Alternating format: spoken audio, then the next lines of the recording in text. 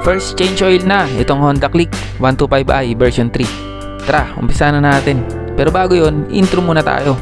Travel, tutorials, review, basic maintenance, delivery rider.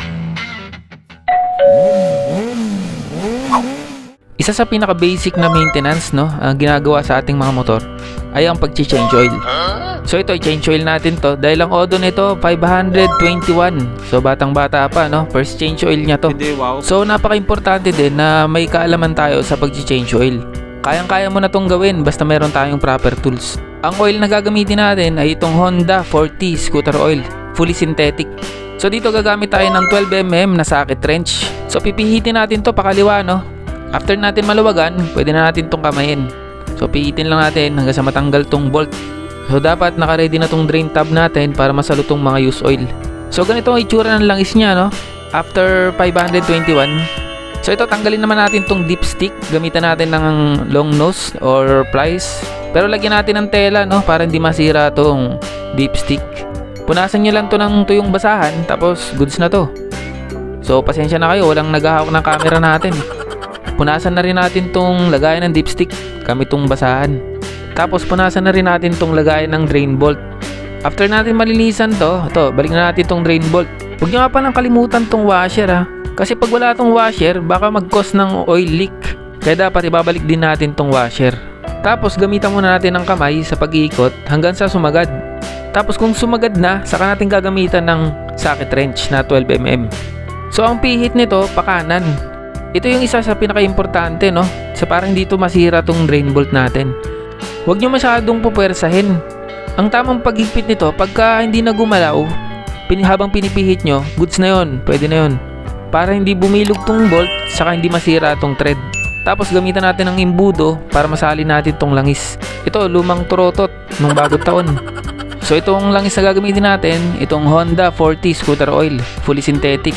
Bale ito, 800 lang ilalagay natin dito. Kasi ito 1 liter eh, bali may matitira tong 200. So yung 200, tabi nyo lang para sa susunod na change oil, magamit nyo pa, no? Dahil sayang din. So ang next change oil na ito, 2,000 na, no?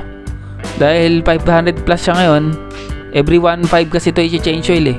So napaka-importante ng first change oil. Dahil itong stock na nilagay na langis, di natin alam kung ilang buwan na yung nakalagay dyan. From manufacturer, ito transfer pa yan sa mga kasa.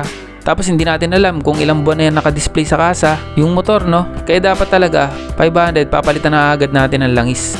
Ibalik na rin natin tong dipstick, no? So ganun din ang paghigpit nito, kamay nyo muna hanggang sa sumagad.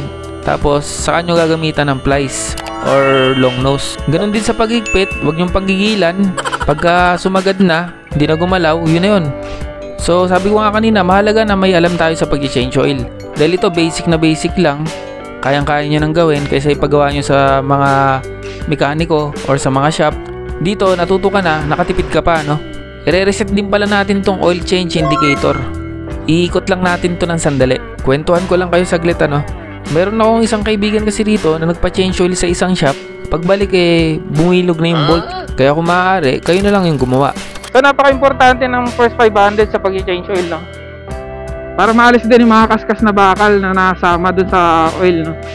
Ibalik muna natin tong oil, tapos i-reset na natin tong oil change indicator. I-reset na natin tong oil change indicator.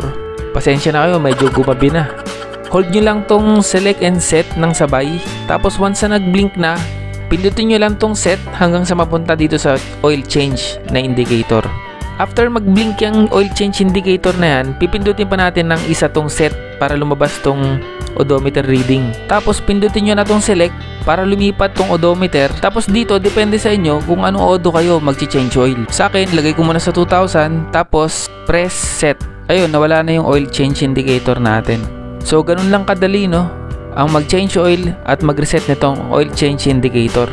So, hanggang dito na lang itong vlog natin. Maraming salamat sa mga nanood. Ride safe always. Thank you.